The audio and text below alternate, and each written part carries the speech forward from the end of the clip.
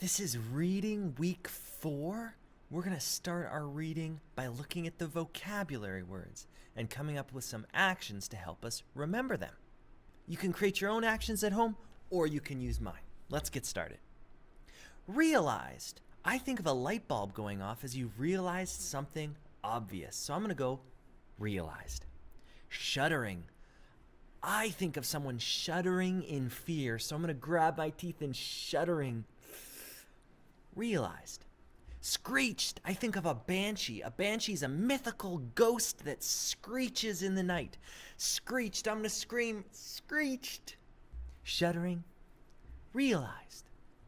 Superior. I think of people walking around with their nose up in the air. Superior. Screeched.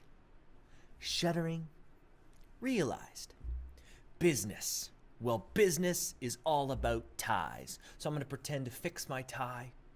Superior. Screeched. Shuddering. Realized. Review. I think of someone reviewing the work that I've done, and so they might have a clipboard and they might be watching me carefully, taking notes. Review. Business. Superior. Screeched. Shuddering. Realized. Retain. I think of prisons are designed to retain prisoners. So I'm going to grab the bars and look sad. Retain. Review. Business. Superior. Screeched. Shuddering. Realized.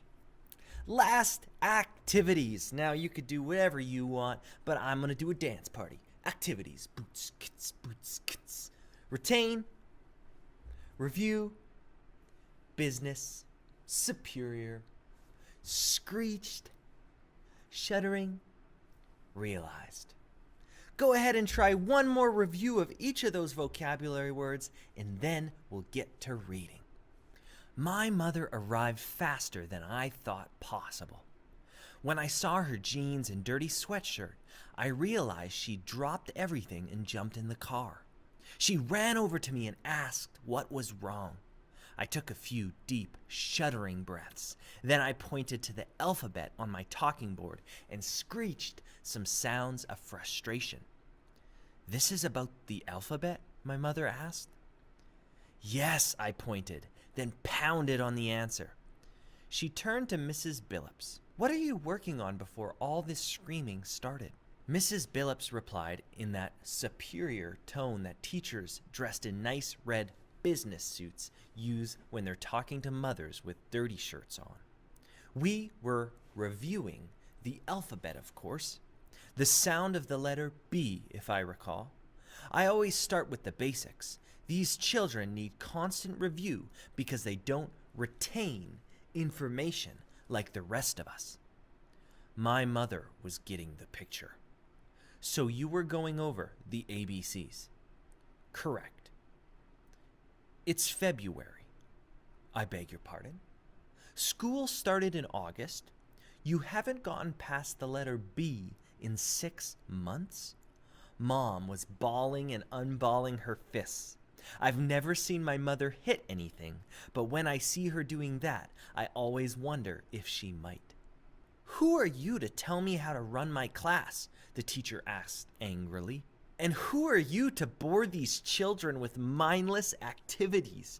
my mother snapped back. "How dare you?" the teacher gasped.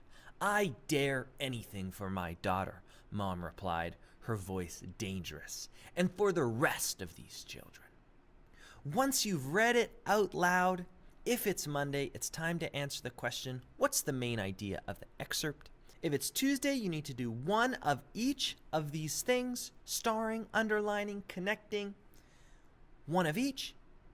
Wednesday, the question is, what non-verbal cues do you pick up on when someone is angry? Non-verbal. How can you tell if someone's angry without having them tell you they're angry? Thursday, how did the author use triple scoop words to create tense dialogue? You could really feel the frustration of the mother. What words did the author use to help you picture that? And finally, summarize the excerpt. grab the main ideas, rewrite them in your own words to tell me what was this excerpt all about. That's it for reading this week. I hope you're enjoying our book, Out of My Mind.